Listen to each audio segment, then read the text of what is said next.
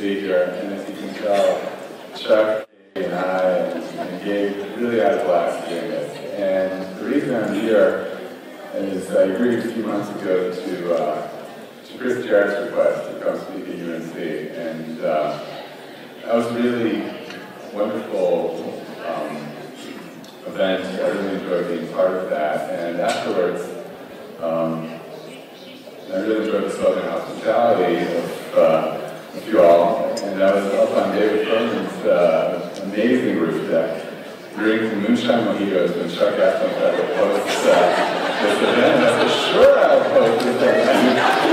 Why not? Sounds like a great idea. And he helped me to it. Promises made. So, I'm very happy to be here today. And even though we were up in LaGuardia staying for a couple hours at the bar waiting for a flight to take off, and it was delayed, we never had a doubt that we would come here because it's great to come south.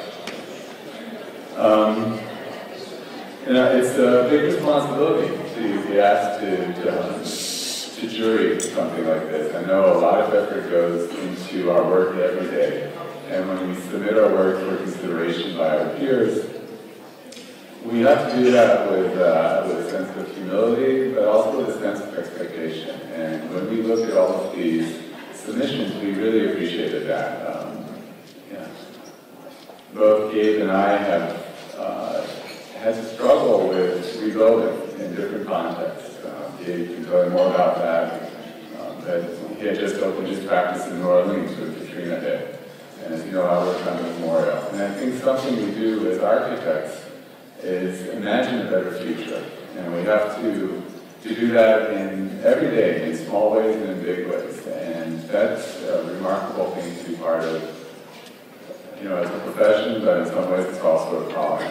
And to then take this work and submit it for recognition is something that, we're both humbled to be part of. Indeed.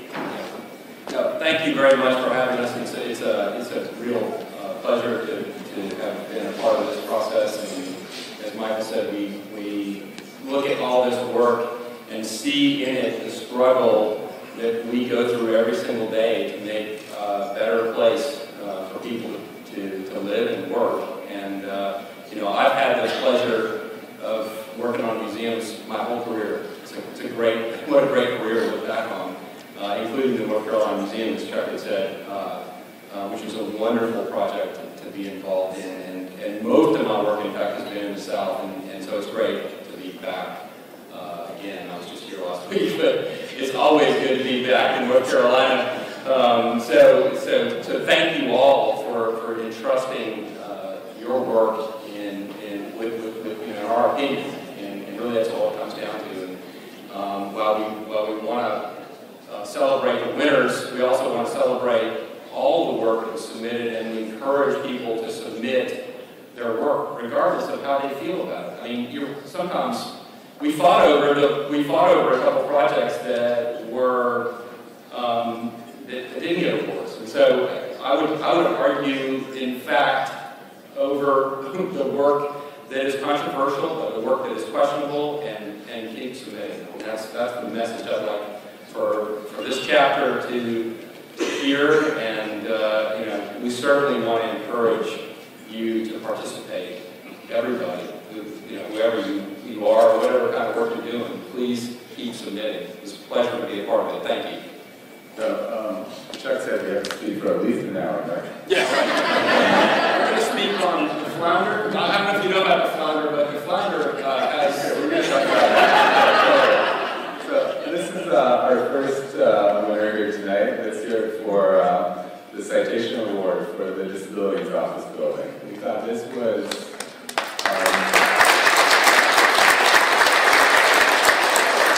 a very simple project with what looked like a very limited budget and the opportunity for very few moves.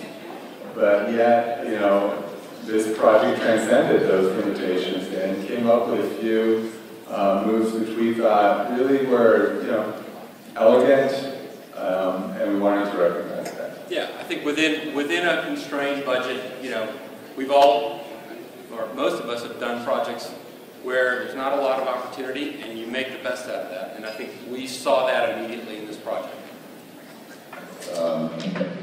Is anybody from Clark, Patterson, Lee here? Yes?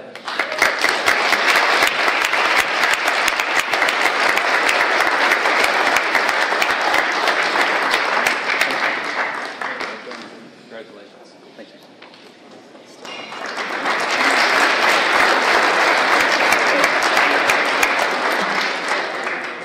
Another citation award goes to the Federal Credit Union headquarters. And this project, it's an interesting typology. You have this suburban office parking, and so often it feels like there is no there. And here they try to create that with this sort of interior atria, sort of an interior public space, and the use of materials and the sections. And you have a few more comments on that. Yeah, I think the thing that we appreciated about this was the kind of collective space that was created by the section. I mean, it's, as Michael said, again, you're always working within constraints. A lot of the lavishness of the materials was not, for us, the most successful part of the project. It was, in fact, the way that light was emitted and space was made interior to the facade. You can see that in the section here. Our second citation there is for the Founders Federal Credit Union, Little Architects.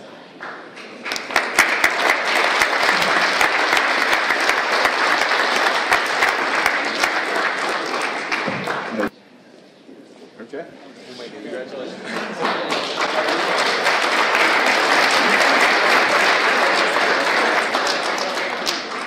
Congratulations. This project also got the nickname the Big Red.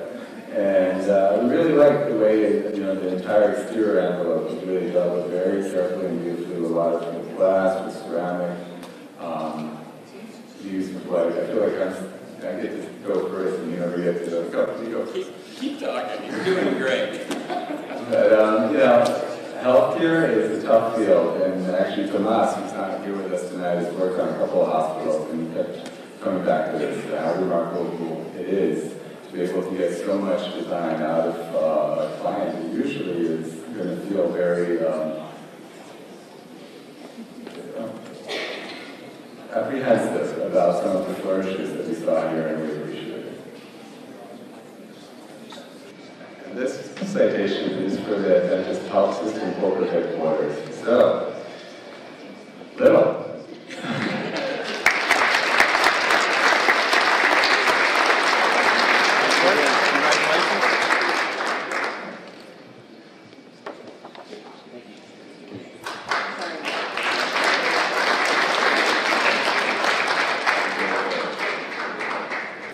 Something that is very important to us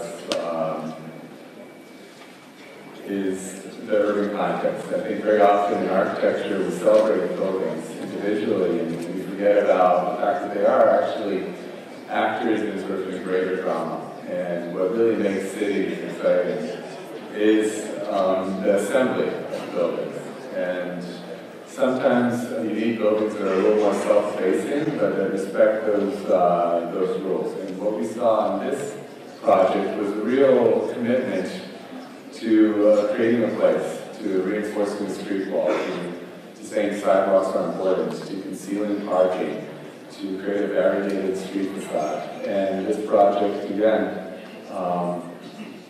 within its constraints of a limited budget, and a difficult site, did that, and we don't see a plan here, but the plan reveals a lot actually, which is, I'm going to be a little frenetic and jumping around there. And it really took a site that was open and bare and created a real sense of place there. And for that, we wanted to award it with an Urban Design Merit Award from Mosaic Village. Neighboring Concepts PL LLC.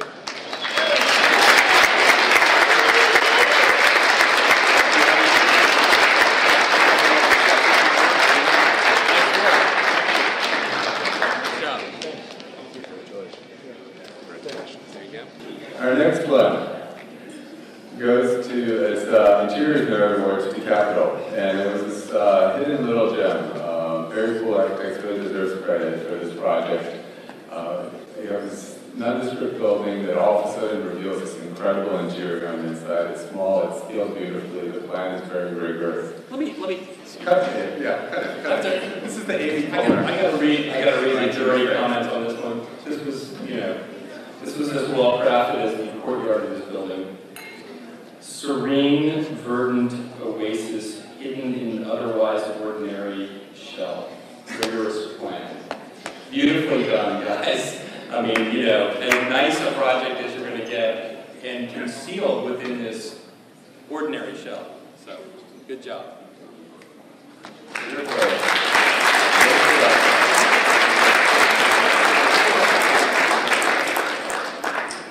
Congratulations. Nice work. Beautiful project. Really nice. Okay, yeah, since I'm a lead AP, I gotta read this one. So, we would like to give a merit award for sustainable design to the Camp Pendleton Dining Halls, which we thought was an incredible project on two fronts.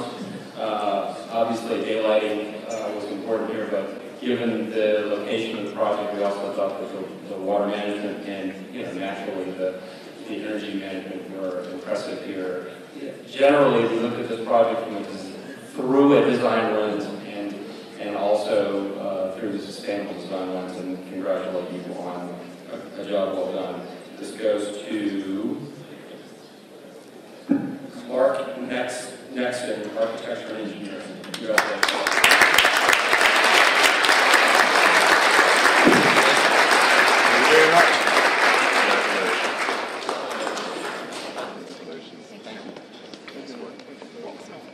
Nice work.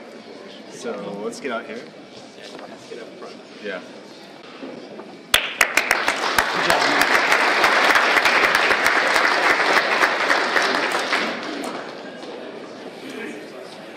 The next award goes to Cricket and Will for One Bank of America Center here in Charlotte.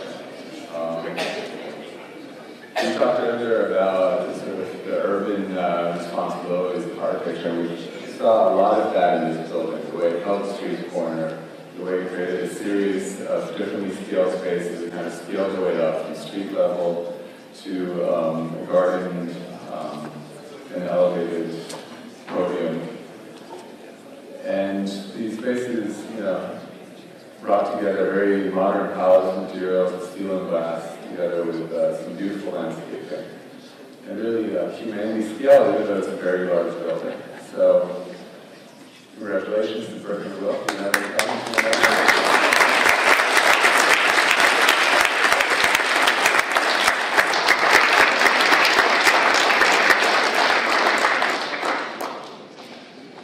Interior Honors Award, the sort of the other end of the scale. We recognize sometimes very large projects, which we all see, but sometimes they're very small projects, and there's a lot of invention that goes into them too. And this little project really captured us with its material treatment, with a few simple moves in a small space. And you can see it up on the screen right now. A concrete shell, an existing building, the use of wood and glass and light. It's quite beautiful. Yeah, I think that one of the things that Tomas and Michael and I all responded extremely well to was the way in which the existing building was revealed by the way that the new material was inserted. And it's just it's a wonderful thing when you bring a project out like this for whatever reason and find that kind of set of pieces that make it magic. There's a sort of palimpsest that exists here that we just thought was wonderful. So congratulations. Congratulations and plus design collaborative.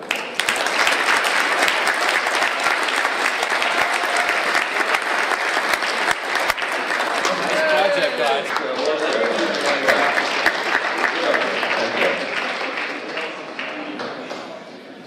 Okay, an honor award to the Mint Museum, right across the street.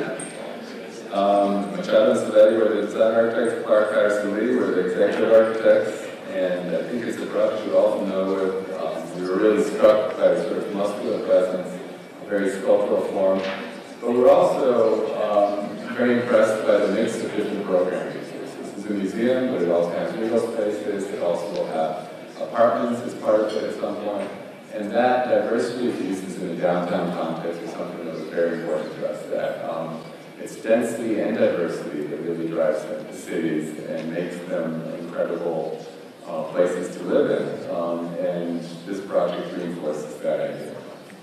So sort of further to that idea, as architects, we're not often given the opportunity to create the program. Often it's given to us. And so as a planning project, we thought, gee, it's interesting how well this deals with the complexities of not only a future, but also a current program. And, in addition to that, obviously the materiality of this building struck us, and the way that it handled the street and the public space. So congratulations on a project well done, both to the national, the Boston architects and also the local architects. Really nicely done execution.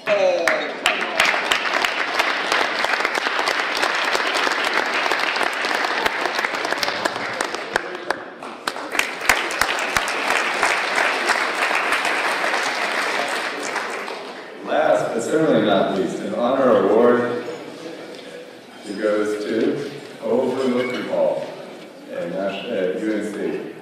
Karen Timberlake, together with Nat, I'm going to do a check here. Nat Cooperman Architects. Okay. Yeah, there you go. I got that. We were really struck by this project, how it took a very large form and it kind of disguised it in the way it kind of stepped off from the ravine towards the other buildings on campus and kind of meandered around with a few turns, mixed brick with glass, and with some detailing that really kind of enriched each window surround. And we thought it really deserved to be recognized, so here it is. Indeed.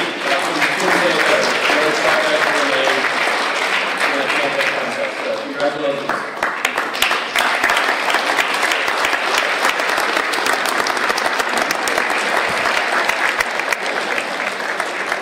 Before saying goodnight tonight, I'd just like everyone to lift their glass to 60 years of good design and architecture in Charlotte, and to all of you here tonight and for our jurors. You're here.